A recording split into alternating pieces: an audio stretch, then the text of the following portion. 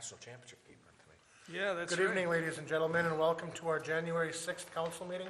Please rise for the Pledge of Allegiance.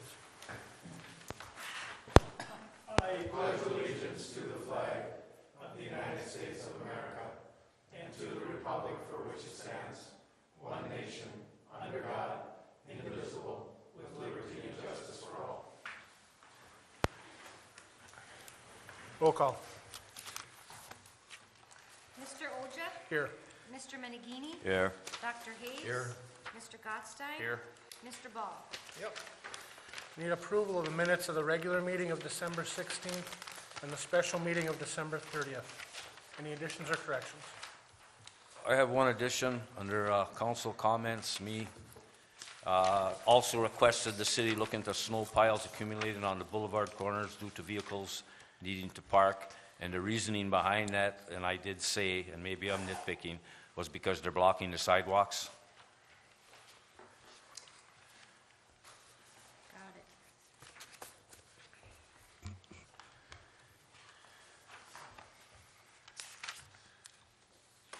If there's no other additions or corrections, I'll move that we accept them as they stand on both meetings, December 16th and 30th. As amended or corrected by Mr. Mangini, you mean? Oh, yes.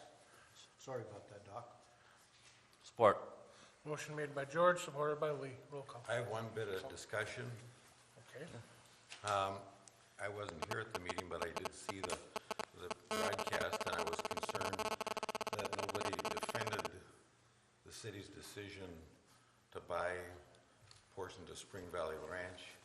I think that's one of the most significant things that this city has done that allow us to annex, and I could see the only way we could have annexed a great deal of land into the city, and certainly it may not make a difference in our lifetimes, but we have to be here looking out for the best interest of the city in the long term. There was certainly no reason for us to purchase land from the state, 80 acres that we bought next to the golf course, if we could not annex it into the city. We also now can enforce the rules in our parks. In the past, we couldn't because they were in the township. So I vehemently feel that we made the right decision by purchasing the land and by annexing that big chunk of land into the city. Well, I was the one that asked the question, Doc, and my point is that we've got so much land already in the city that's up for sale, and the market today is what? Nothing.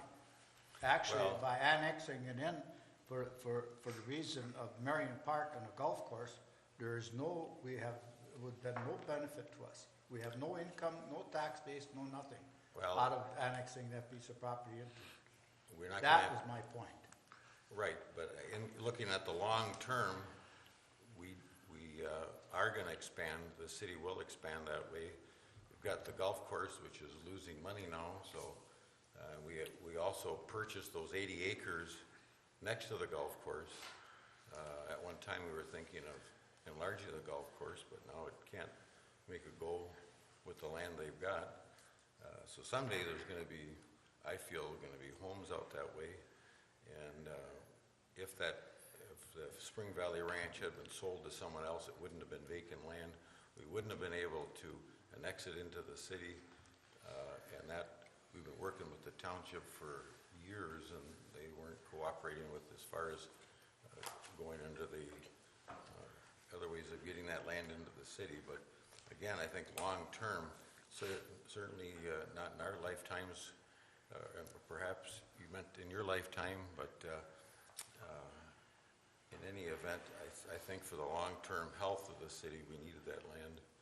Like I said, there was no point in us purchasing 80 acres out there if we couldn't annex it into the city. We had bought 80 acres from the state, and if it's just going to sit there, or are we going to let it develop and go and pay taxes to the township? It wouldn't have done us any good to purchase that land. So if we made a mistake, that's where it was, and not in buying the Spring Valley Ranch. Well, my point, Doc, was, If the city is in a position that we've got a lot of money and we can afford it, then I have no qualms about it. Right now, we can't even keep our head above water. Why are we going out buying more land? Because That's my point. that was the last chance we had to buy the land and the last chance we had to annex that into the city easily. And it will be sold and it will make money in the future. Well, I certainly hope so, because I doubt if any of us here live long enough to see it sold and make a profit off of it, with the way the market is. But I hope you're right. Time will tell. Any other comment? Roll call. Mr. Menegini? Yes. Dr. Hayes? Yes. Mr. Gottstein? Yes. Mr. Ball? Yes. Mr. Oja? Yes. Approval manifest 2014-01 in the amount of $462,180.84. Dr. Hayes. I have no questions. Lee. On page 1, oh, no, excuse me, I had asked that earlier, that was taken care of. I don't really think, okay, here, this page 3, under capital projects funds, property acquisition, Norway Township, Anderson property, 15187 for the winter tax. Do we pay the township that money? Because I didn't think as the municipality owned, they don't pay taxes to the township because we own it. I know we pay to Wisconsin. Mary, that was something that happened before. We did not purchase the land until after the 1st of 2013, and it's based on ownership and who, as of January 1st. So we were responsible for the 2013 taxes. Which Now, Dave starting- Anderson would have been Yes. paying. Oh, Starting 2014, it'll be municipal-owned property that will be exempt. so this must be prorated, like for the 9 months, whatever it was. No, this one isn't, the winter one wasn't, the summer one was at the time of closing. Well, it wasn't in the township for most of the year. Right, but for the whole year, you're taxed on that whole year, and then starting on January 1st, 2014, it will be city-owned property. It'll be in the city now, but it would have been city-owned property even if it stayed the township for next year. So it'll be exempt for 2014. So we should just buy property on the December 31st from now on. Right. Yeah, okay, well, that explains it. And one other thing I have here, page 4, under electrical, almost right down at the bottom, Fleming Fabricating and Machining, Pittman Derrick Unit 201 for $45.55. Was that what you were talking about 2 weeks ago, Joe, or is this something different? Yeah, that was out, that's what I mentioned 2 weeks ago, that the Pittman digger truck, we have two. One is substantially older than the other. We had to go in and fix a bunch of things in the rotating turret and the oil and hydraulic issues and valves. And when they got into it, started tearing it apart, they found other things wrong with it. And it exceeded what we originally were quoted that it was going to. But it is now back and it's operational. We have a control issue on the turret electrically that we're working on right now, but just to let you guys know, the value of that, market value of that truck will fall somewhere between $15,000 and $20,000 yet. So it still has a good value to it. So basically, most of this was a safety issue, as far as It wasn't- operating properly? Well, yeah, when you started it up, it wouldn't operate, it wouldn't rotate right. The boom wouldn't go in and out anymore. So it's safety related and it's just regular mechanical stuff that was wearing out. I think that turret, if it turns and if it's not geared properly, or those teeth aren't proper, it could actually jerk. I've seen that in the Okay. past with boom trucks. So there's a 20-year warranty on that, like on our snowblower too? Yeah, 20-year warranty. That's all I have. George. George. Me? I just got two, on page 1, right down on the bottom, this probably is a misprint. Antifreeze coolant transmission fluid and antifreeze coolant. One for $106 and one for $115 for Riverside Auto. Was there something in particular on that, Joe? I can address that a little bit. I don't know the exact detail of it, but I had a conversation with Rick Schreiber about it when he was working on, this is for the police squad, that new Dodge Charger that we purchased. Yep. And he made a comment to me that it's really expensive to change the antifreeze and transmission because it's special fluid, you can only run Dodge. I know, I kind of did the same thing you're doing right now, like, really? But it's, for that Dodge Charger police unit, it's fluid that we can only buy from them, and it's very specialized, and you have to replace it, he said, with what they offer. You can't Is that switch under it. warranty purposes? I mean, No, it's this not wouldn't under be under warranty. warranty, but you're changing it and use their fluid because of That could warranty. very well be some warranty issues, but he did tell me that the maintenance schedule on those squads are a lot more frequent than what you would normally see on a normal vehicle. I was gonna say, normally an antifreeze, especially the new antifreeze is like 100,000 miles. I don't know, I can just repeat what I was told when I did the same thing George was doing, like, really, it costs that much? Didn't he also say there's like 16 plugs in that vehicle? Yeah, there's also 16 spark plugs in that vehicle. Yeah, so It's like $300 to change the spark plugs. yeah. Yeah. So the maintenance on it is Did heavier. we know that when we bought it? No, Nope.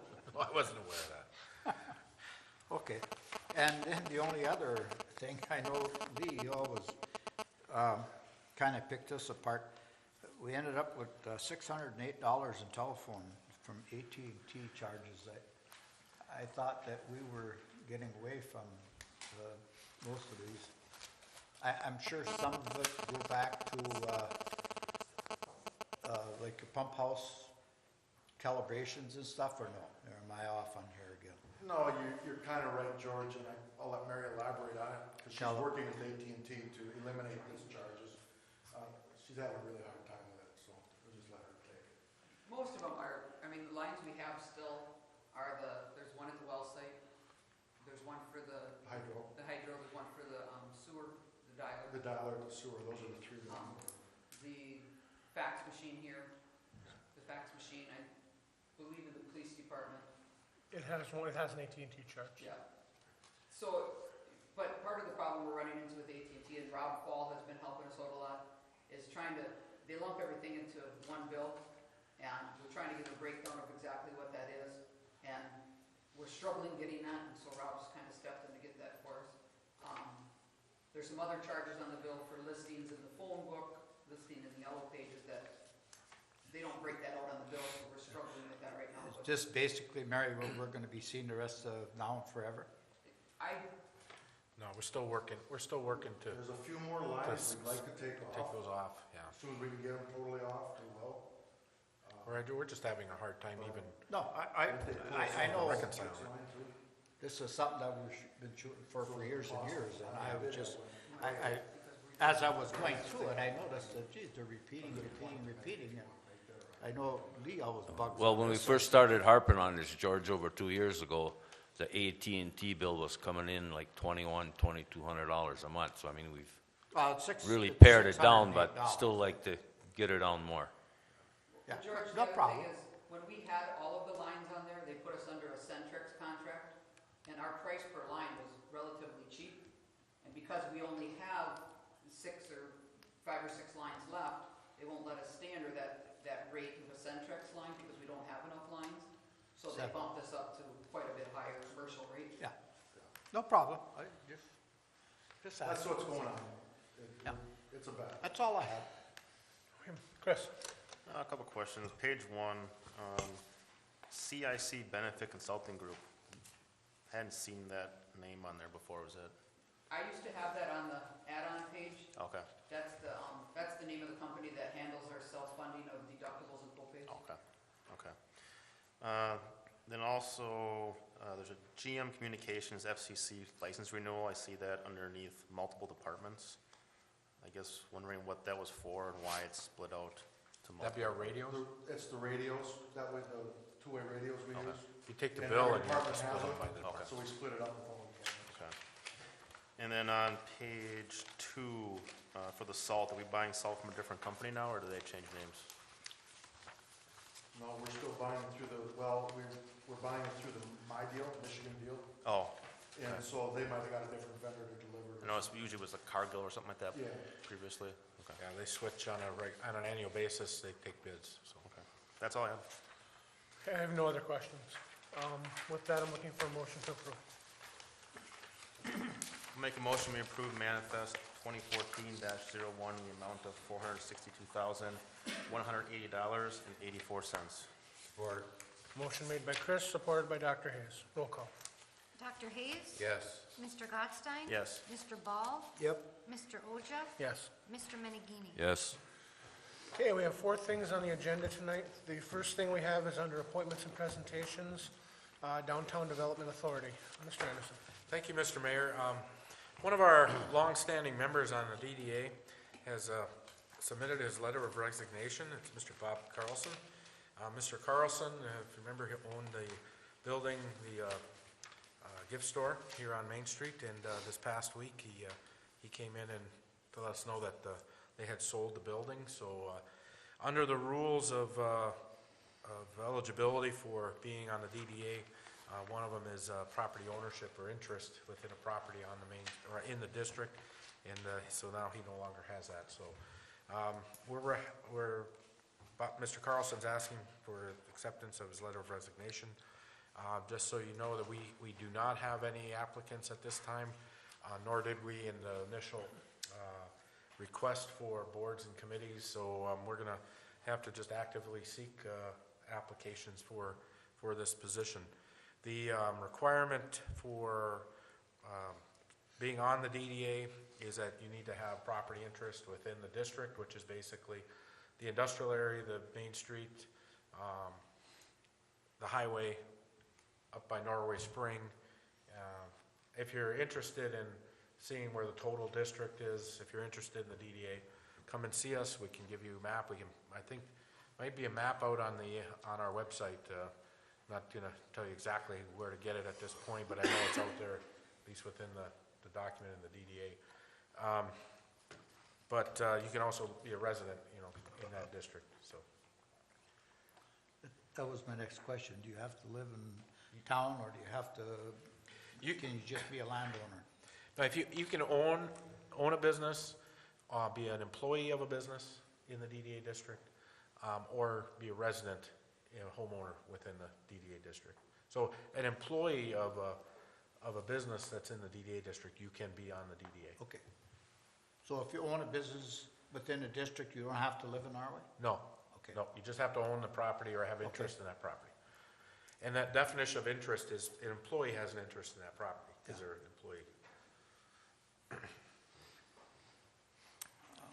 I'll make a motion that we accept his resignation, Ray, and also think that the city should send him a letter of thank you for the work that he's done, because he's been head of that DDA for a long time. as long as I can remember, so. Trish and I have been Bob did working on that. a terrific job. We've been working on Very that terrific letter. job. Second? Motion made by George, supported by Chris. Roll call. Mr. Gotstein? Yes. Mr. Ball? Yep. Mr. Oja? Yes. Mr. Menegini? Yes. Dr. Hayes? Yes. Next on the agenda, we have the approval of the 2014 council meeting schedule. Looking at the schedule this year, there's only one date that's in conflict. It's our September 1st meeting. The office is closed due to Labor Day, and there are five Mondays in September, so it's council's privilege. If you want to move it to Tuesday, the 2nd, or move it to the 2nd and 4th weeks that month. I make a motion that we have our regular meetings on the first and third Mondays of every month except September, which would be on the second and fourth Monday. Support. Motion made by Dr. Hayes, supported by Lee. Roll call. Mr. Ball? Yep. Mr. Oja? Yes. Mr. Menegini? Yes. Dr. Hayes? Yes. Mr. Gotstein? Yes. Next, approval electric department truck purchase. Mr. Anderson. Thank you, Mr. Mayor. We have, we're actually having a request for purchase of two vehicles, 2 trucks. The trucks are actually, one is out of the wastewater department, the other is out of the cable department. Both of those vehicles have been deemed not usable, they're not roadworthy. We had to red tag the wastewater truck, we just had to red tag out of, it just finally died. Has a cracked frame, it's not salvageable as an on-road vehicle at all. The cable vehicle, we had an accident, and that vehicle is also termed totaled or not usable. Both of those funds, as you remember during the audit report, both of those funds are economically challenged at this time. And so what we've done in the past is we've looked at our funds like the water fund and the electric fund that are relatively healthy, and we looked at the equipment within those funds, and we said, you know, what we can do is we can purchase 2 vehicles for those one of, you know, either or those funds, and then transfer vehicles from that fund to, say this, in this case, 1 to the wastewater and 1 to cable. We're recommending the electric department at this time. Mr. Pickard has done quite a bit of work at looking at all the different options, and they're within your packet, in your report. We did look at used vehicles as well as new vehicles. And we've had this conversation in the past, when you look at half-ton and three-quarter-ton pickups, there's a couple of, like especially the Ford, and now with the Dodge, there's some really deep discounts on the government vehicles. I'm going to go ahead and turn it over to Joe, because he had the conversations with the folks directly, but I'll just let you know, I mean, our recommendation is to buy 2 new vehicles. That's based on just the lack of separation between having a decent used price versus what we're getting in the discounts. But Joe, why don't you go ahead and give them a rundown of your work?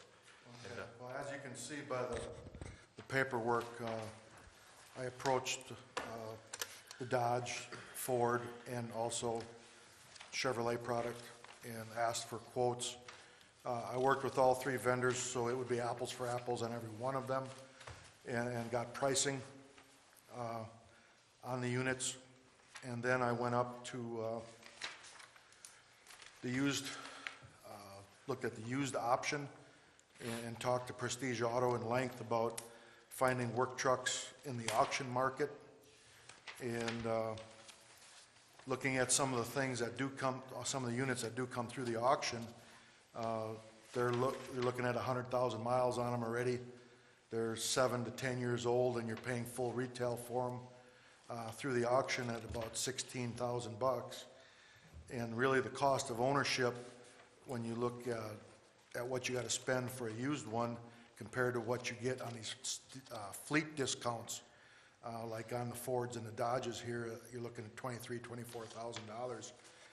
You divide that out amongst the amount of miles you're going to put on it, and it's a lot cheaper to buy new if you look at it that way than buying used. I know it's more upfront money, but for the long run, for what you're going to get, plus a warranty with it and everything, I think you're better off going that route.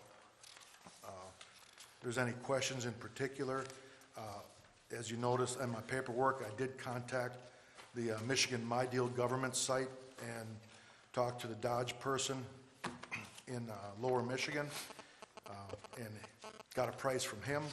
And then I also contacted the Ford people, and wasn't real pleased with the answer I got from the Ford dealer just south of Detroit. Basically, he said, I really don't need to sell any more trucks. It's a lot cheaper for you to buy it up there.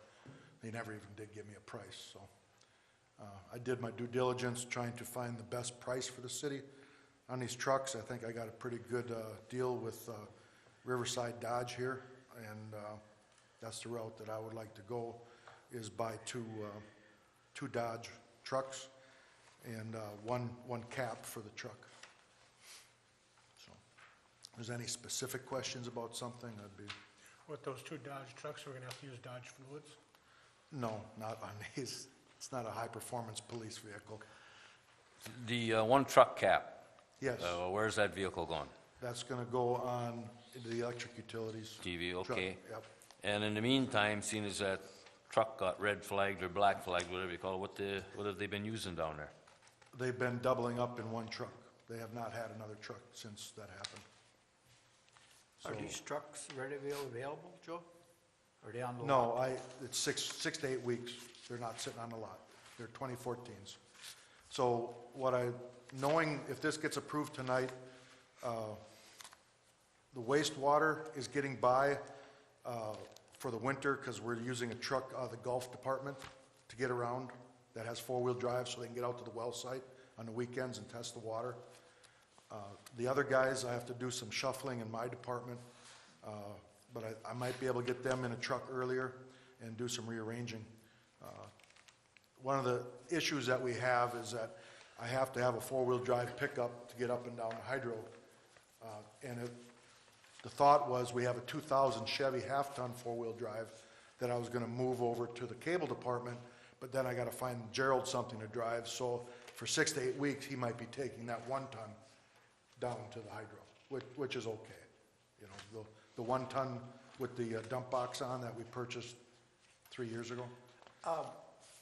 Just as a thought, and I don't even know if Gerald would want this, he's got a four-wheel drive. Has the thought ever come on putting him on mileage back and forth from here down to there and back? I mean, that is a possibility. The only downside to that thought, if it was only just the hydro, that would probably work, George. But he also does work orders during the day, so he's got tools and stuff that he needs to use, and it would just be too complicated. I No, think I just thought it was back and forth to the. throwing a small toolbox in the 1-ton and letting him take that down there, I think would be just fine. If we do this, just so the public knows, the money to purchase these trucks, we sold some renewable energy credits. So that's $36,134. That's where having a hydro generates those in excess of what we need so we can sell them to other utilities. Plus the insurance claim on the cable truck that was totaled, it was $4,705. That left a total of $8,881 that was unbudgeted. But like I say, the majority of it is through monies. The insurance claim and the sale of the Rex was not part of any budget, so it's unbudgeted revenue that's paying for most of the unbudgeted trucks. I'd like to thank Joe for doing a good job on selling those $36,134 in wrecks that we had. And I think it's also worth mentioning that the truck down at the wastewater plant was 22 years old, so I think we got our money out of that one. And the one in the TV department, that was damaged beyond repair, so I mean, there's no question, we do need these. I would like that we could have bought them in town from ERA, but I just can't justify the $10,781 difference per truck. Joe, So, the truck that was rolled over, Yes. is that feasible to be used out to the golf course or not? We've already looked into that. The golf course is saying that it's damaged too much for them to use. Like what? Well, there's Rick doesn't really know about the front end damage. Rick suggested not doing that and taking the insurance money for it. Well, I understand the insurance money, Yeah. but, I mean, if it's unlicensed. It's unlicensed. I don't know if you looked at it, George. The roof is caved in, it's Yeah, I concave. looked at it. You know, At one time, we had trucks running around town that were a lot worse than that one. yeah. Well, just recently we did, till we red tagged it. But, I mean, I can push it further to see, but as of right now, we don't think so. Kirk did not show interest in wanting that truck out there. He was okay with what he had, so. Is there any need for a plow on either of these new trucks? No, there is not a need for a plow on either of these two trucks. That's why we're going with half-tons. If it was a plow truck, it'd be a 3/4 ton. Joe, just so everybody knows, which trucks are going where? The Dodge Dakota that I currently drive is gonna go to the wastewater plant. And the 2,000 half-ton GMC, or it's a Chevy unit, is going to go to the cable TV department. The one that Leonard Maraska used to drive, okay. But it's a 2000 model. That's where the vehicles are going. Okay. Any other questions? If not, I'm looking for a motion. I'll make a motion that we purchase the 2 trucks from, where are we, sure. Riverside Motors, I believe, Yeah. for the price not to exceed, what, 49,720? Yep. Yes, that's correct. And the, and 1 capper, that will go on, the half-ton pickup. Support. Motion made by George, supported by Dr. Hayes. Roll call. Mr. Oja? Yes. Mr. Menigini? Yes. Dr. Hayes? Yes. Mr. Gotstein? Yes. Mr. Ball? Yes. The last thing on our agenda this evening is is Resolution 2014-01, General Utility and Service Rate Resolution for fiscal year 2013-14, Revision 1. Mr. Anderson. Thank you, Mr. Mayor. At our special meeting that we had on December 30th, I brought a number of issues or items to council's attention, one being, well, a couple from really a follow-up from the auditor's report. And if you remember in the auditor's report, the cable television fund, he recommended we take some looks at some of our rate structures, our operating structure. And so in that conversation, you had made a request that we add $2 per month onto the extended basic package. So we put together a resolution for you tonight to do that starting January 1st. And I can field any questions at this time.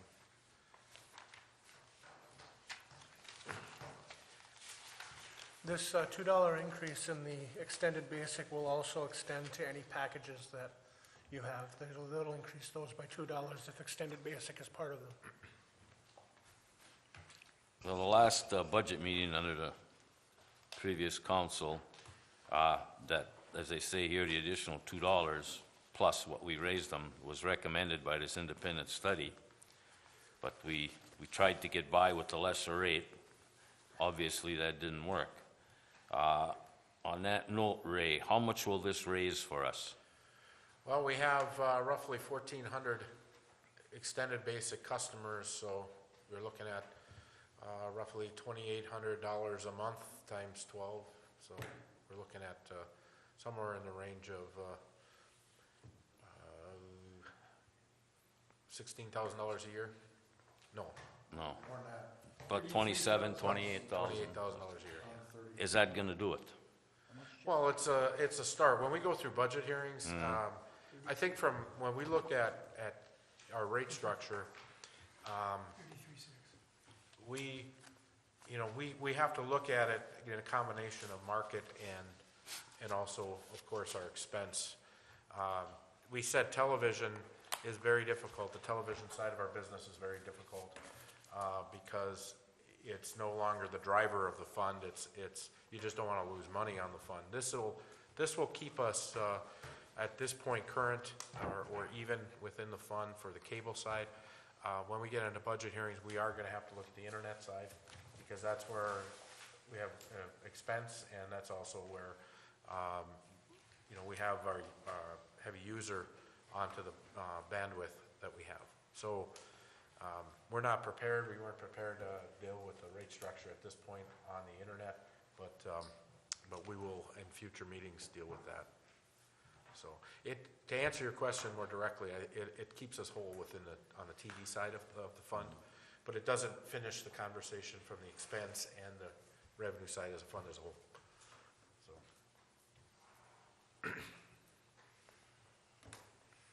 Okay, any other questions or comments? Otherwise, I'm looking for a motion.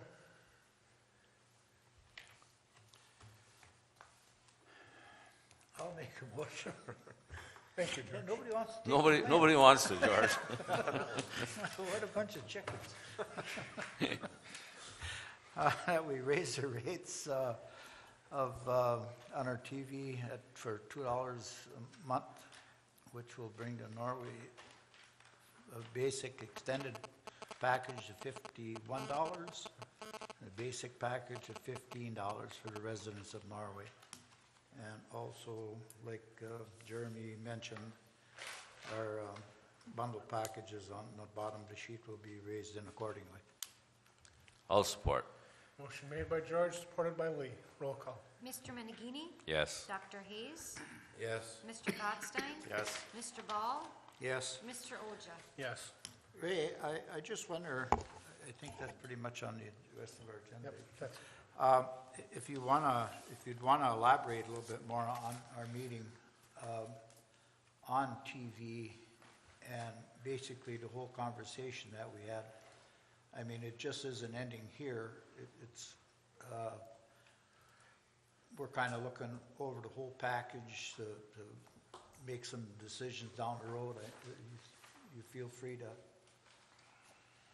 Yeah, well, I can, just to elaborate, like you said, on the fund as a whole, the industry is such that on the video side, or we'll call television, that we're basically breaking even. The subscriber fees that we get charged to then pass on to our customers, we see increases of 7 to 10 to 12% a year in some of these channels. They're getting very aggressive, very, very expensive.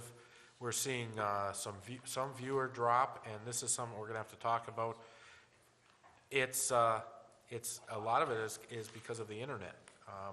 People can stream their video, which takes up higher and higher bandwidth. So rather than, they can pick and choose what they want to watch rather than taking the whole suite, which is, in the past has always been, we have 75 channels or HD channels or some of the other offerings. Well, these people can now stream this off the internet, download it. But so that puts pressure on our internet side of our business, which really, we're going to look at our rate structure there.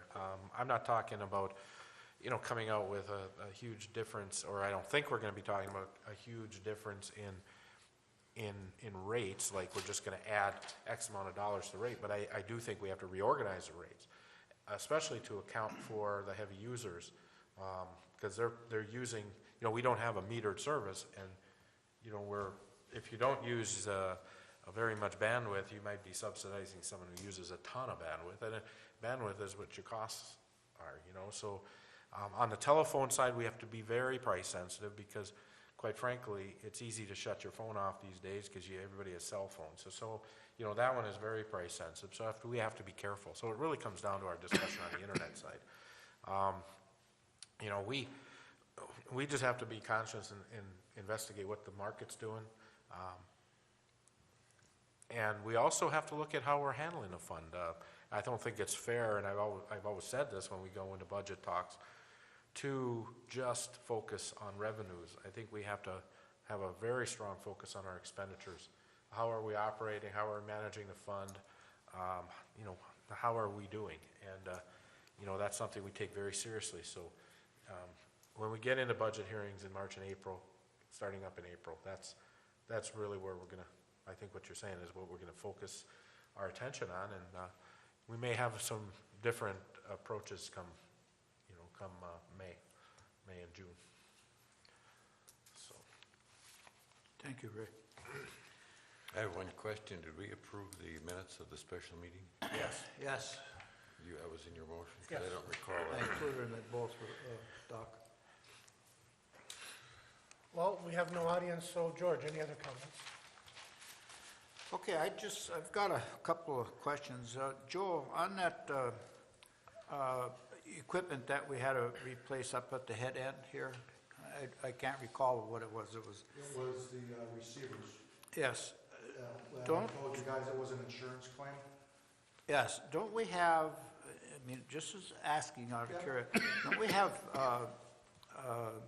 power protection on them? I mean, what was it, low voltage or high voltage or spiking or? No, it was actually, it wasn't an overvoltage situation up there. It was a situation where the circuit opened up and the voltage went away, and the recloser turned it back on within a couple seconds, and the starting and stopping that fast messed up the receivers internally. I don't know enough about them, maybe Chris can elaborate a little more on it. Why that would do that, I don't know, but they are fairly sensitive, I guess. Yeah, they are fairly sensitive electronics, and when that power interruption happens that quickly, it'll fry out the power supplies. Yeah, do we, I mean, now this new stuff, is this protected against it or no? Or, I mean, could this happen? No, this could happen again, George. The upside to this conversation that we're having is it was an insurance claim, and the insurance company is paying us for, Tricia, is it everything except $500 of those receivers? Was it I think it was in your executive memo. Is there anything we can do to put a buffer in between there? We would have to look at a battery backup system for up there that when it went down, those units would not lose power. So we'd have to get in there and take a look at all the power supplies they currently have, see how much more they would need, put everything in a power supply, a battery backup. Yeah, the satellites were $1,075 a piece. And there was 3 of them. Yeah.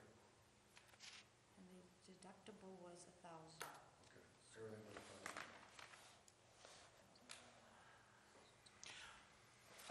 Just curiosity always gets the best of me.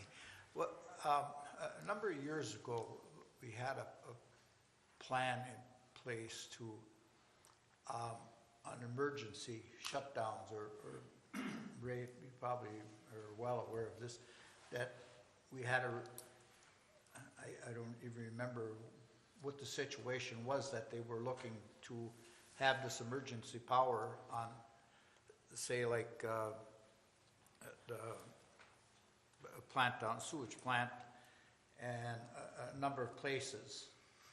I think even City Hall was one for radio interference, or for radio, and I think TV was another one.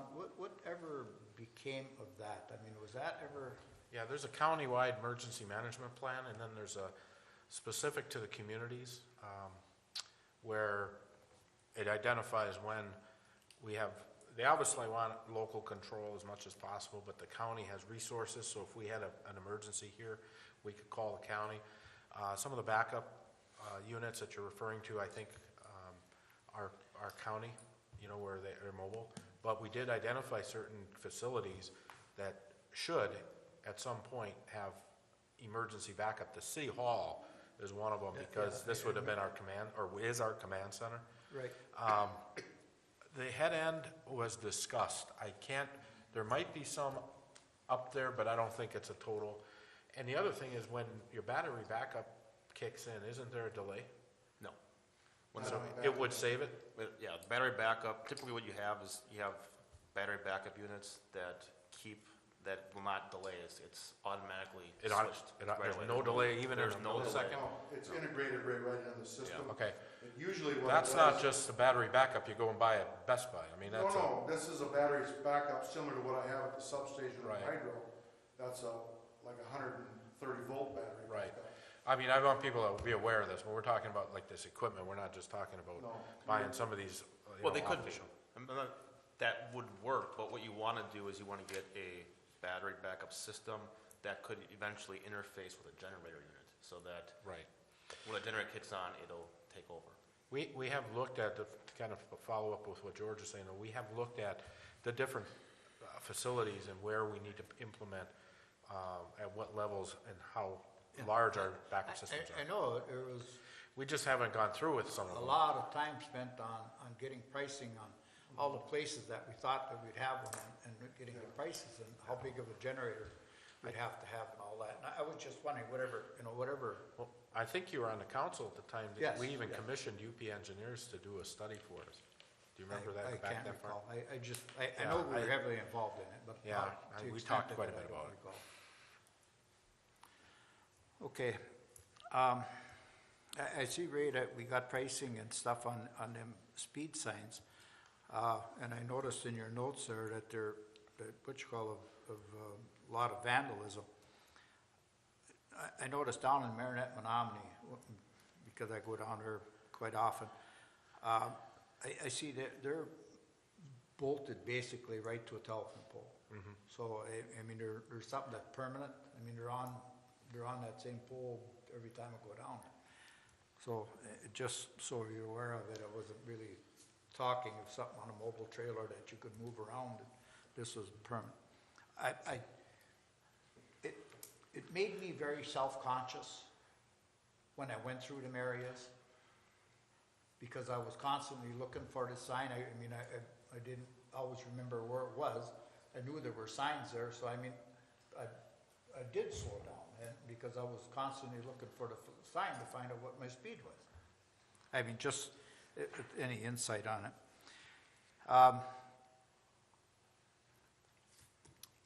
Joe, what is our policy for plowing snow?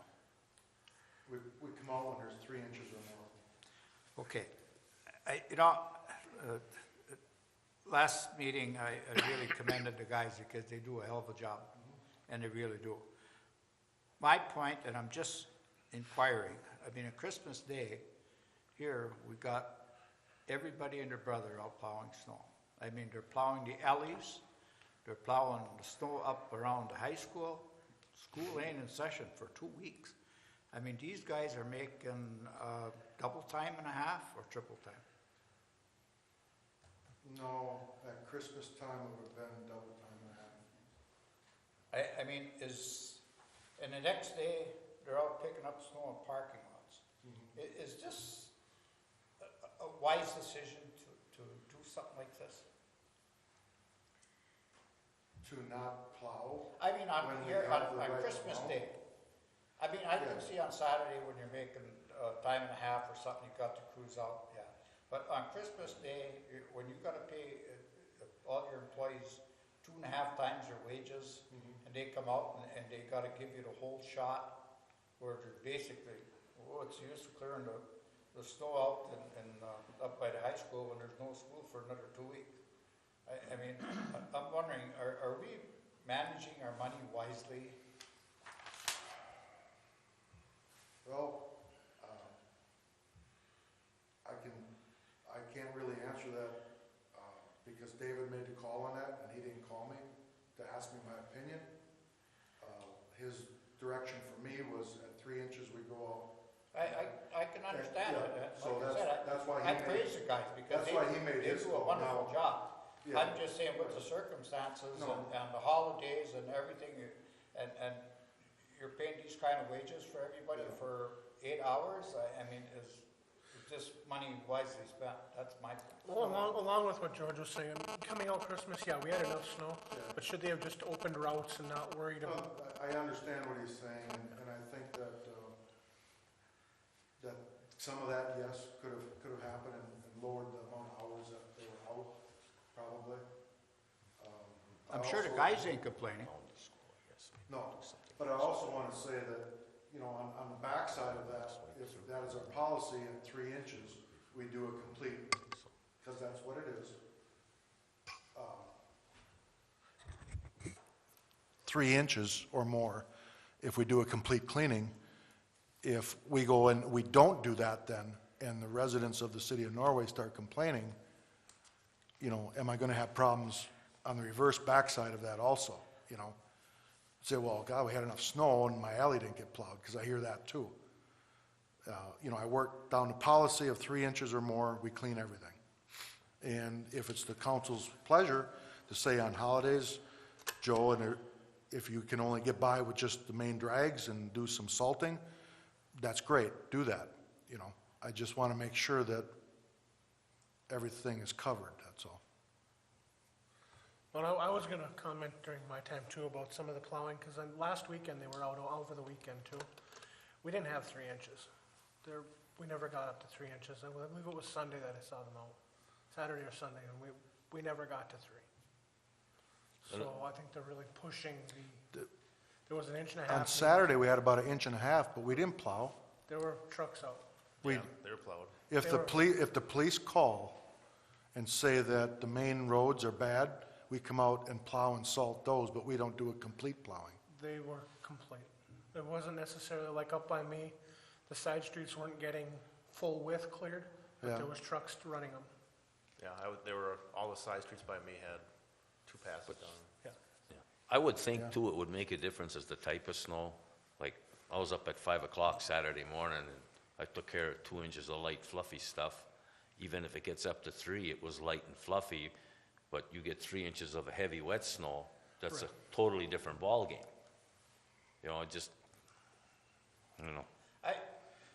Joe, I mean, by no means, I want to start a controversy and make hard feelings over there, because the work that them guys do are unreal, and I really mean it. My point was just like Jeremy, you know, are we spending our money wisely by having this whole crew on and paying them double time and a half?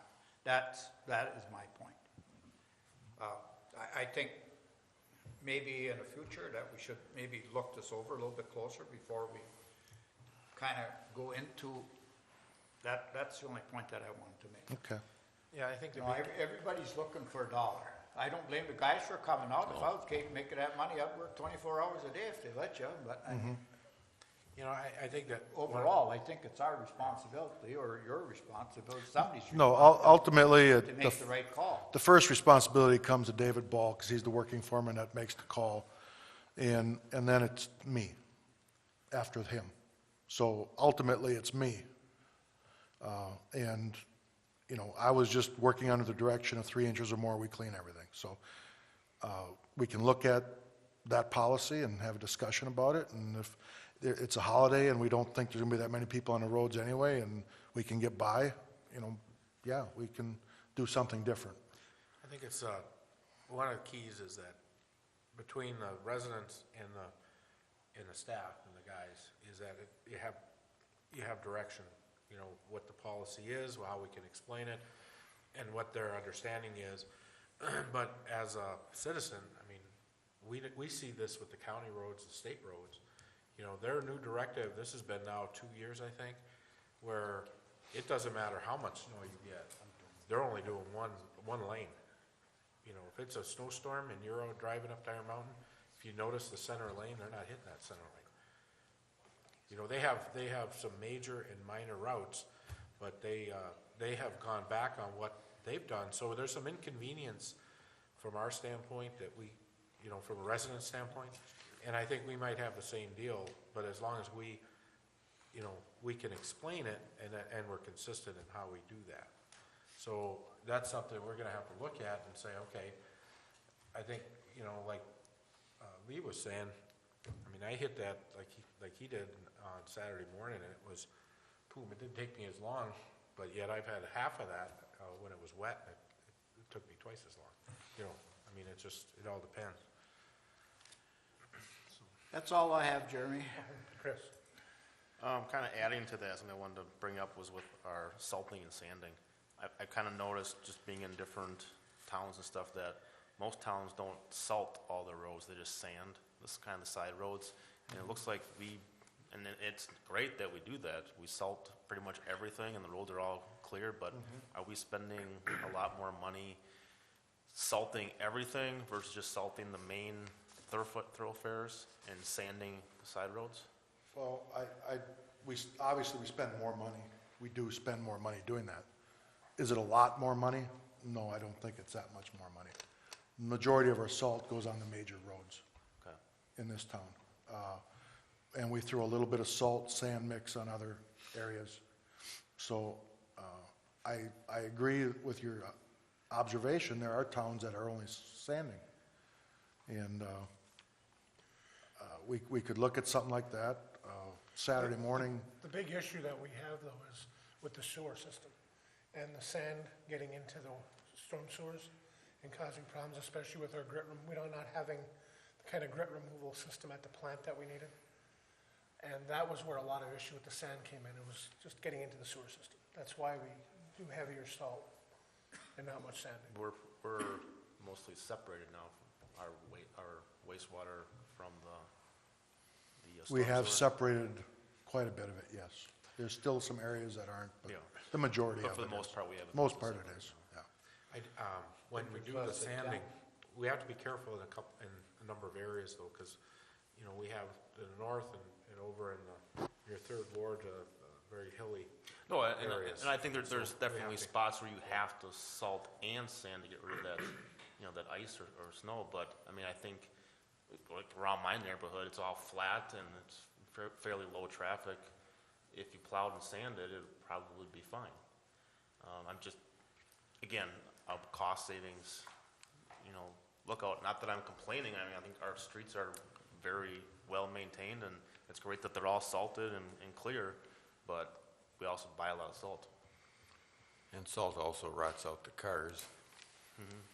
So, This past weekend, I was a little south of Chicago, south and west of Chicago for a wedding, and we had a little storm going on there, and I never saw any sand, but boy, when them trucks went through, they'd plow and they would throw salt.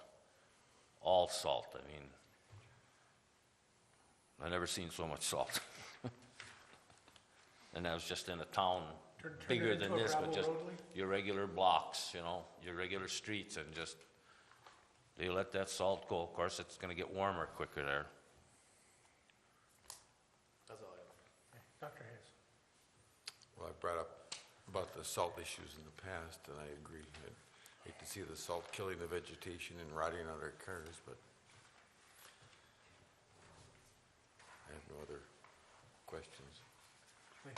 How are we doing on our delinquent utility bills?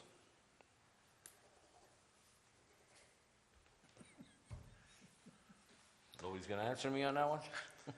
We're working towards getting a list to Jay. Oh, okay. 'Cause that was mentioned a while back, and I Yeah. haven't seen anything on it. We're also looking that we gotta get the utility billing committee together to discuss that too. Well, let's hurry up and get it together. If you need help on that, let me know. And on a high note, Chair, I see under the CSO event, there was no discharge in the month of November 2013 due to the work of the wastewater department that they did from 2005 to present. No CSO discharge was recognized by the DEQ, and this is considered a great accomplishment by the plant personnel. So kudos to the plant personnel down at the treatment plant. That's all I have. Hey, I already made my comment about the plowing, so that was all I had. So Joe, anything you'd like to add? Yeah, I'd like to mention that because of the extreme cold weather, typically we pick up garbage Tuesday, Wednesdays, and Thursdays. They're predicting another 45 to 50 below for tomorrow, wind chill, and we're going to postpone garbage pickup till Wednesday, Thursday, and Friday, so your Tuesday route will be picked up on Wednesday and so on, one day later. That'll be the 7th, the 8th, and the 9th. The 7th, 8th, and 9th. This meeting will also play next week, and so we Oh, don't. okay, all right, yeah. The garbage will get moved the 7th to the 8th to the 9th, and the 9th to the 10th. I'm sure that'll be on TV. I think it Yes, it already is on TV, and we put it on the website and on the Facebook page, And the radio. and the radio. One thing that, since we're talking about the cold weather, we had a number of calls today about the ice rink. We did not open, they were asking if we were gonna open during the day because the school was closed, and we said, no, we're gonna keep regular hours, because the one thing is, I didn't want anybody to drop their kids off tonight and not have the ice rink open. If we had enough time, I mean, I don't know if that would be an issue if we closed for one day tomorrow night or not. I got a phone call from Raish. They did close tonight? Well, I hope nobody don't drop your kids off, find out if it's open. Because that's what we were worried about today, this afternoon. I just found that out, that we did close, so glad I'm in the loop. But anyway, tomorrow, then we're gonna stay closed. So make sure we get that on the notice.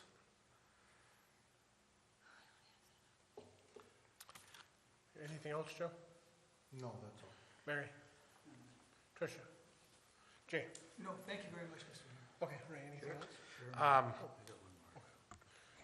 Well, since Lee brought up the delinquent utility bills, we are struggling in the office. We brought this up at our meeting on Monday about trying to get some of this additional work completed. We talked about trying to, get the hours in the office staff. I put together a memo this weekend,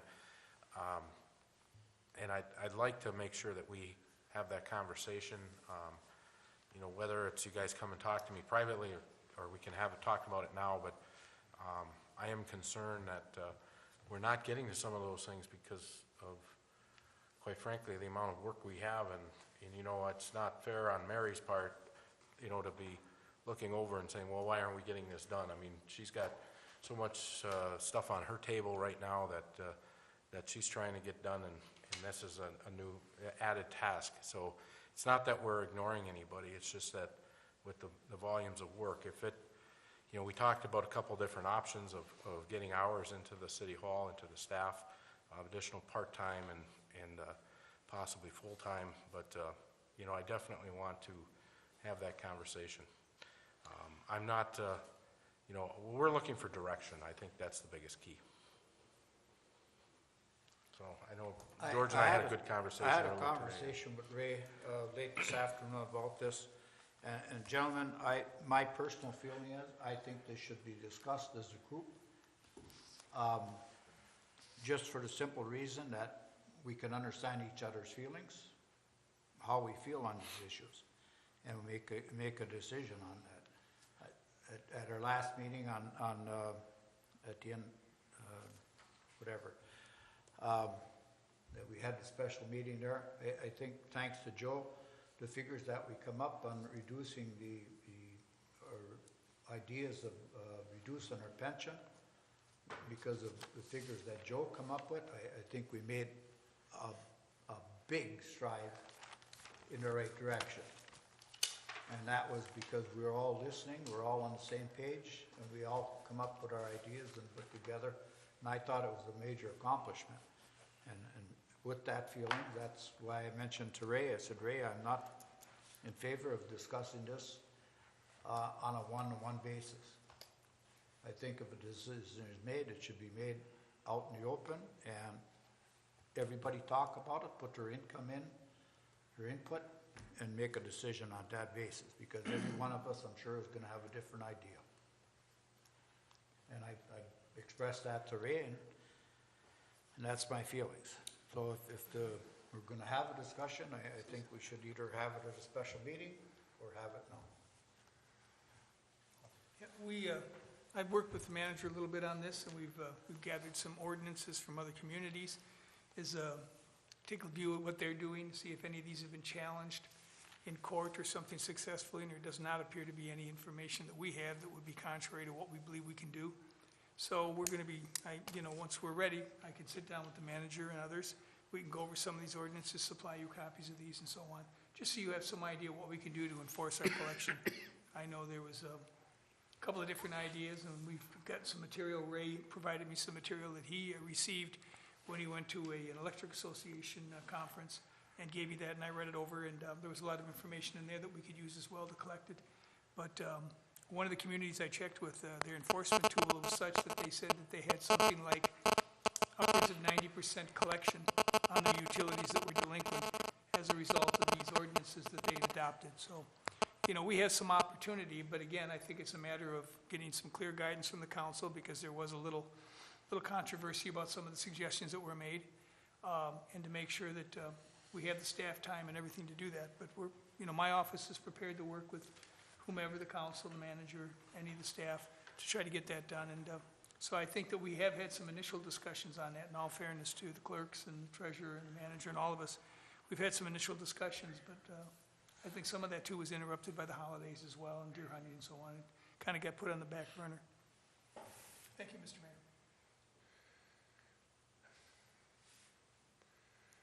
Okay, then that's about the leaning property for the. That is correct. Yes, that's correct. That's correct. What George was just talking about is at Monday's meeting, we discussed some options as to what the council wanted to do with office staffing.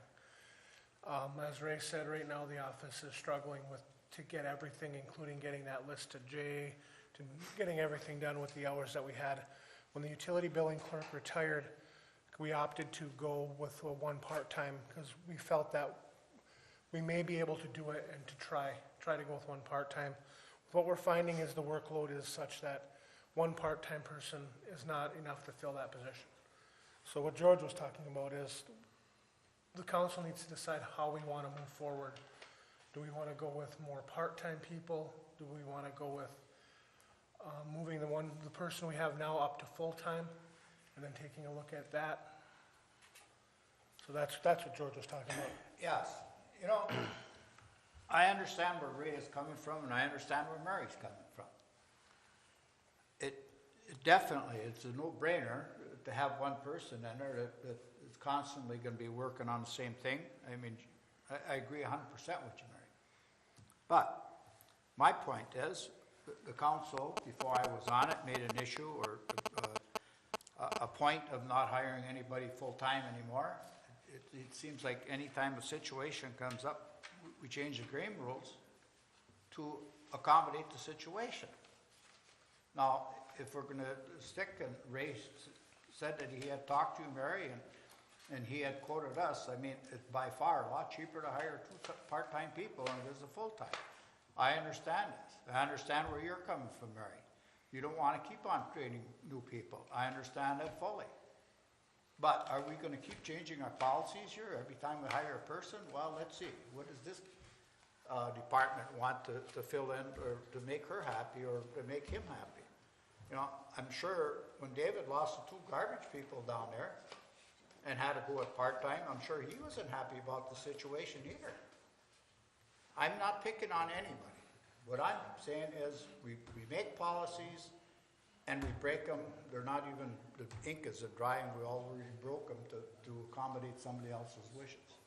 But I think we need to look at each time we have an opening or situation, what is the needs of that department? And what is the needs of the situation? We did try, we put an earnest effort into trying to run that with one part-time person. The workload is just there that one can't do it. And I don't think we ever set a policy that we were only gonna hire No. part-time. We just had talked about garbage, specifically part-time from a cost-saving standpoint.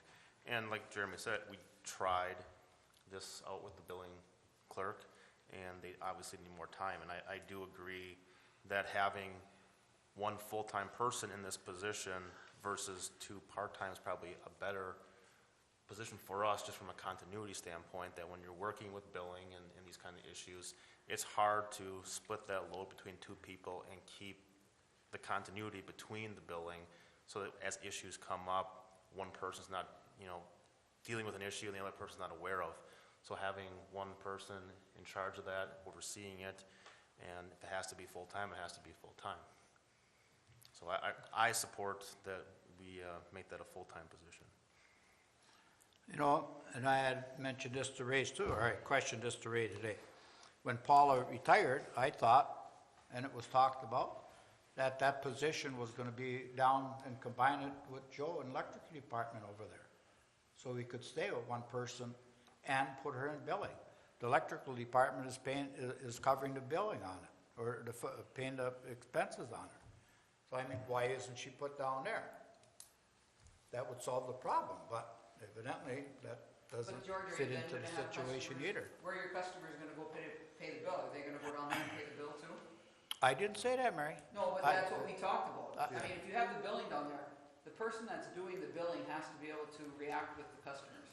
I agree. And that was- I'm, The utility, my point is, we keep changing rules here. For everything that we do, we gotta keep, let's do that, let's do that. We don't have a policy put in place and say, hey, this is what we're gonna do. just so you know, just so we're straight, the utilities through the transfers do pay for that position right now. And they have been ever since I've been here. The And not utility, just electric, all of them. right. All of them, yes. Yeah, all the utilities, they pay for and not just the billing, but there's portions of the accounting that the utilities pick up, so, I mean, It was my impression that the problem wasn't the salary, or it was the retirement.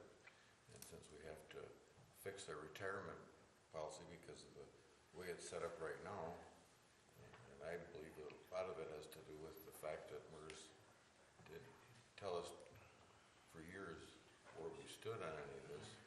We've gotten a retirement up to a B4 instead of a typical B2 or a B3 of a community our size. And so we have to fix our retirement before we can start hiring people full-time. I thought that was the reason we were gonna go with 2 part-time people rather than, Well, and that was part of the discussion, because we would look at changing that retirement for the new hired people to a very minimum pension, much below the B4. Or the Right, but B3 it or the wasn't- B2 or the B1. but it wasn't fixed though, so you couldn't really do it. It was, but they're gonna close our group if we go to a straight defined contribution. What we have in the union contract, this as I explained on Monday, is that they will, if we go with a straight defined contribution, they had legislation prepared to go on the books, and this is while we were negotiating the contract, that would have not allowed MERS to what they call close the group. After we finalized negotiations, it was we were notified, or I was trying to get this out of committee still, and then I was told, it's not coming out of committee because MERS had done a good enough job of politically taking enough of the people, the legislators, off of the bench from us to get it out. So I renegotiated with MERS, and there's a hybrid portion, that's what I explained to you on Monday. Right, but that's gonna cost us a significant amount of No, money. it's not gonna cost you any more than what you had with what you have now in the contract, you have a maximum 6% contribution to defined contribution. This new plan costs less than 6%, and the contract caps our contribution period at 6%.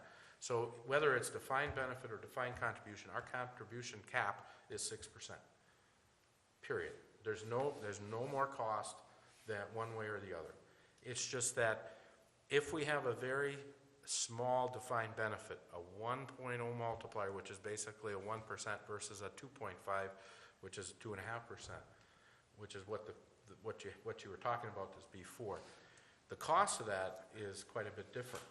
So we don't have to close the groups then? If you do the hybrid, which they said we can do, they won't close that group, and then you're still capped at the 6% cost. So it doesn't cost any difference. It's just philosophically, it's just that instead of completely getting away from the defined benefit like we had negotiated, for this one group, we're gonna have to stay with this hybrid.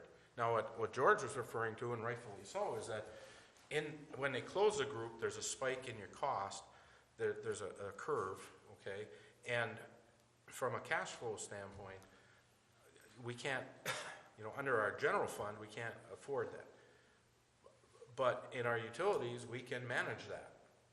So I think that was a good conversation. We said, okay, for that group, we should move forward and close the group and do what we need to do. But in the general fund, we can't, and that's what AFSCME's in, is the general fund. That was electric. That's Electric could take the hit and close the group and work forward from there with just the defined contribution. Right, and that's what I said, so then you wouldn't have to close the group for the general fund then, is what No, you're saying now? no, we don't, and we wouldn't cost us any more to do it.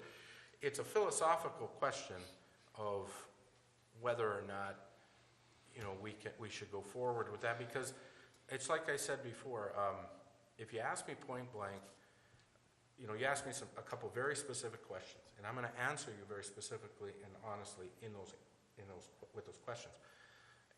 Is it gonna cost us more or less to have full-time versus part-time? It costs less to have the part-time, because it's not only the pension, which is the 6% cap now, but it's also, and pension is retirement, so it's not used pension, I guess. But healthcare, we also have the obligation of healthcare if you go full-time. So it's gonna cost, you have benefits, it's gonna cost you. So you asked me that specific question, I'm gonna answer it. It's gonna cost us a little more. But there are some other factors, and I think Chris was pointing out in my explanation in the memo was, there are some factors in stability, in some, whatever the specific job is, if it's a higher qualified person, or, there's other factors that go into place. Can we afford to have the rotating possibility of employees from a training standpoint and all of that together. And so that was why I recommended that this particular position should be full-time. Not that it's different or similar to what we did with garbage, because garbage was a 3-day-a-week job. You know, when we evaluated, it was a 3-day-a-week job, and that's why we went the direction we did. So, Plus, like with garbage, you can train somebody a lot quicker to do that than you can to do utility billing. So Ray, what you're saying is, well, previously we had one person in that position. Then because of rules and regulations or whatever, picked up a part-timer for Joe over there. How many hours would it actually take to take care of this job right now? Are you saying 40 hours could do it? well, we had 2.5 people in the office at one time. All right, and right now we're at 1.5, or 1 2/3, I would say, because she's 30 hours. So, you know, when you look at the amount of hours that we have available in the office, the 10 hours extra is not going to cover everything that we have to do. I mean, I'm not going to sit here and tell you that. I mentioned that on Monday too. But that extra 10 hours, that putting that person in there is going to stabilize the position. And, you know, we're still looking at shifting responsibilities around, you know. With our another positions. part-timer, you could go 30 hours. You could. That gives you an extra 30 hours to work this person around. You could. And the rate that the woman is getting now, the person is getting now, when she moves into the full-time position, will her rate stay the same, or will she get bumped No, up it to where stays the the same. last one left? The rate is not based on part-time or full-time. The rate is based on position. So if you brought in another person splitting duties, both of those rates would actually be the same. If you brought in a second person, part-time, so if she went full-time and we had to bring in somebody else for part-time to handle some overflow, that actually would be a lesser rate because it's not the utility billing position. It would be some of the ancillary duties that doesn't command a higher rate. Well, and that's It's where actually the utility secretary would come in and be able to pick up some of those. If we rehire that position also. How many hours is she putting in, Joe? You're There's nobody currently. There's nobody currently in it right at the moment. oh, because this last one left. Yeah. And actually, we have some of those duties up here that we were going to put down into that office that we could slide down in that office. Well, I know we had talked about this last Monday there, and you had said there were issues with continuity with the part-timers, and they're not known, but I'm dead set against making another full-time employee, and I'm gonna drop the ball right on you, Ray, because it's up to you to make it work with another part-timer, not a full-timer. Well, and we need direction. Mary and I talked about it. Well, that's my today. direction. I mean, if that is the direction that we're gonna go, I mean, we'll have to take and look at those positions and move jobs around, but we're gonna need multiple people. I mean, we're gonna need multiple people in there, not just the 30 hours. Because we gotta get some more work done. Go ahead. Ray, I have a question, not to point to any fingers, anybody. I know everybody in the office is loaded, per se. Tricia's duties, I mean, she basically, what? You had mentioned she's the city clerk. Before, the city clerk was always out in front, working with people, I mean, all the time. I mean, now she's in her office by herself. I mean, can't she come out here and pitch in and help Well, she does. chip in on some of this stuff? She does, but Mary Mason was the clerk before Trish, and she didn't have a desk in front window. So, I set up the workloads, you know, we sit down, we go through the job description, and one of the things that I try to do is set those job workloads where they fit, all right, with the people. You know, there are some things that she picked up on and off as people come and go. So, I mean, she's got her desk full of work too. I mean, so, but when we need people up front, I mean, they know, I mean, I crab about it because then she's not helping me with whatever I'm doing, but she goes up and does the work, so. Mary goes and sits up front. I mean, they all pitch in up there. It's not like they're not going up in that direction, you know, sitting up by the window. For me personally, looking at it, and looking at the continuity issues and just the nature of the position, I think we tried it. We tried part-time. We did everything we could to make it work. It's not working. So my feeling is we should go back to a full-time at that position. Mary or Ray or Tricia, now is this just, say at this time of the year, because maybe there's the end of the year and maybe your taxes are coming due and stuff like this, or you feel you're overloaded constantly? Well, right now, we're 6 months into, Paula's retirement. And the utility billing's getting done, but that's one of the biggest jobs we do in here. You know, that brings in all the revenue, and we're doing it with a part-time person. It's getting done, because it has to get done. But what you're doing is you're taking me and Lisa away from other tasks to get that completed. I mean, we listened to the auditor talk about the receivables. Yeah, we'd love to do something about it and get that ball rolling. But right now, we're filling in the extra to get utility billing done, because that has to get done. I mean, that's so deadline driven. So we're not getting other things done. There's a lot of stuff in the office right now. I mean, simple filing, that's just not getting done. There's a lot of tasks on my desk that aren't getting done. Like I told Ray, I know within a couple weeks, we're gonna be throwing ourselves in the budget. Well, I mean, I understand working with women is a problem. I mean, my wife did it for years and years, and that's her biggest complaint. You can work with 10 men, but you can't work with 2 women. Why don't we put 3 part-times in there and see what that does? I mean, we're still gonna be getting You cheaper. gotta be a little careful there, done. George. That was, you're bordering on offensive at that point, your comment you just made, so you really gotta watch yourself there. Basically, We'll do whatever you want us to do. I don't think, just my opinion, I don't think utility billing is a job that can be done by a part-time person. I don't. It's a cycle that goes, you know, there's deadlines all month long, and to take a person for 30 hours a week, she's just about getting it done, but not enough to get it done. So somebody else is always stepping in. 30 hours max that you can have for part-time? 30 hours is what the contract allows in that position. thought you had bumped it up to 32, Ray. No, we're at 30. 30.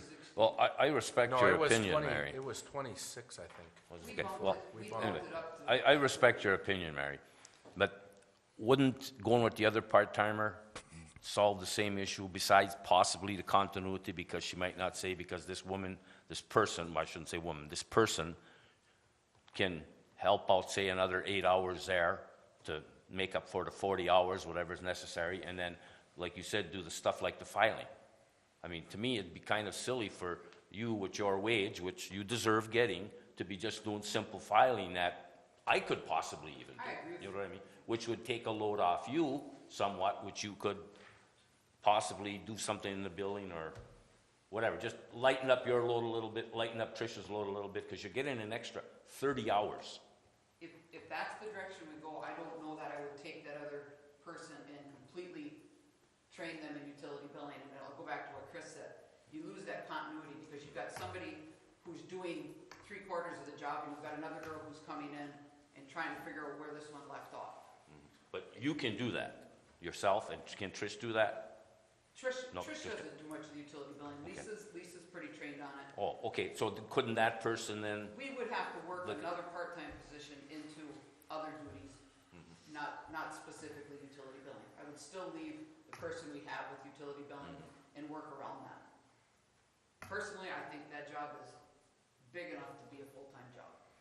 And The I work think- is there, there's no doubt about it. Our utility billing system, if you look at everything that's on our bills, it's a very complex system. You know, you can have 10 accounts sitting in front of you, and every one of them can be different. It's just, we offer everything. And I think one of the issues too is that you keep people around longer when they're full-time.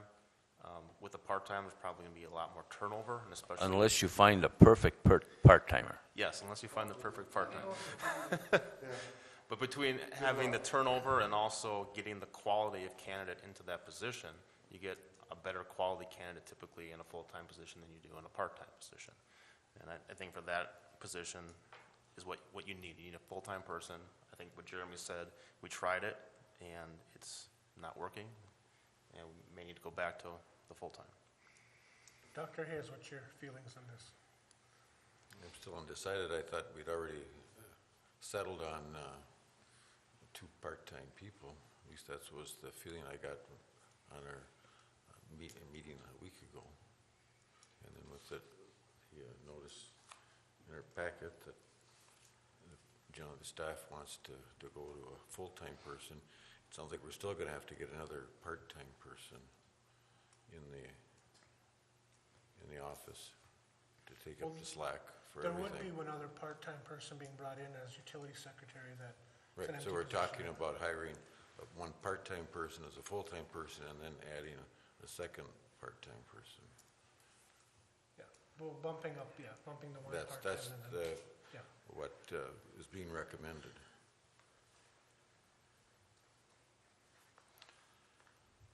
Where is this money gonna come from, may I ask?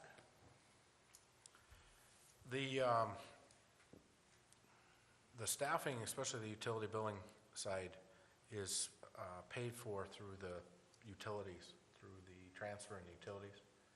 So it would be based on that transfer, So basically, it'd be coming out of 4 departments then, pretty much. yeah. that person's wages. Was this on the budget? I mean, was this the budget? This is not in the budget at this point, and if you remember in the audit report, the auditor said that this is a big enough issue that you wouldn't rely on the budget. Now, I did ask him that if we came into an issue when he came in the next time to remember those comments, but that is what he said. He said this is a big enough issue that you should make it based on the workload that's not getting done.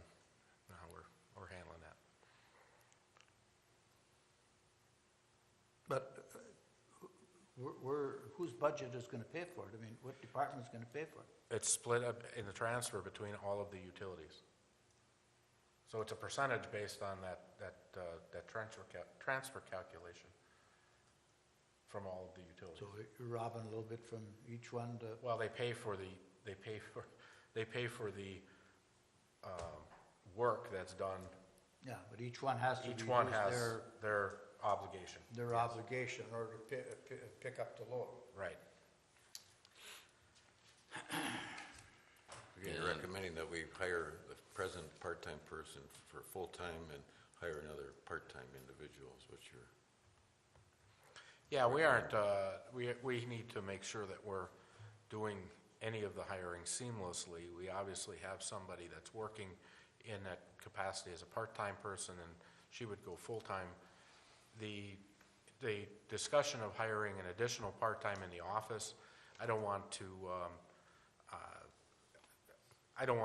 pull that trigger immediately because, we're talking about, Joe's talking about bringing and having his position filled, and, we have to make sure that we distribute the workload appropriately amongst all the people. Once we do that, once we have that, then we can look at if there's additional help needed, then we'll have that conversation. So I think that's the progression that you want to go through, because right now, I know Trish has picked up a number of items, Mary's picked up a number of items that were being handled down there when that person left. So, we have to sit down and redistribute those. If we're going to change course in the office here, if we did have to go to multiple part-times in this office, I want to have time to sit down and sit with Mary and Trish and go through how that's going to be redistributed, because right now the position descriptions are established based on full-time positions. So we have to look at those position descriptions, look at the workload, and then redistribute some of that. Because right now, the work that's assigned to the utility billing position is for full-time, not part-time. And if that is gonna stay at the part-time, then we have to sit down and go through that and pull out what's reasonable and work up another, job description, basically. Right now, it looks like there's 2 for part-time, 2 for full-time. So it comes down to you, Doc. What's your, Well, I'd like to put it off for 2 weeks and decide in 2 weeks. okay. That gonna work with everybody? We'll have a vote on it in 2 weeks. Does that work for the staff? We do it, we'll make it work. That's what we'll have to do, I mean. Well, I don't want to delay anyone. I mean, obviously, I understand Doc was in time. Well, I want to make sure Doc has enough time to think about it. I mean, I don't want to, I wouldn't want to press you on it. I mean, you got to sit and think about it. I want 2 weeks. I don't have a problem waiting 2 weeks if that's going to allow him to think a little bit about it. Okay. Okay, Ray, any other comments? You're looking for a motion to adjourn. I'll make a motion to adjourn. Support. Motion made by Chris, supported by Lee. Roll call. Dr. Hayes? Yes. Mr. Gottstein? Yes. Mr. Ball? Yep. Mr. Oja? Yes. Mr. Menegini? Yes. Thank you, ladies and gentlemen.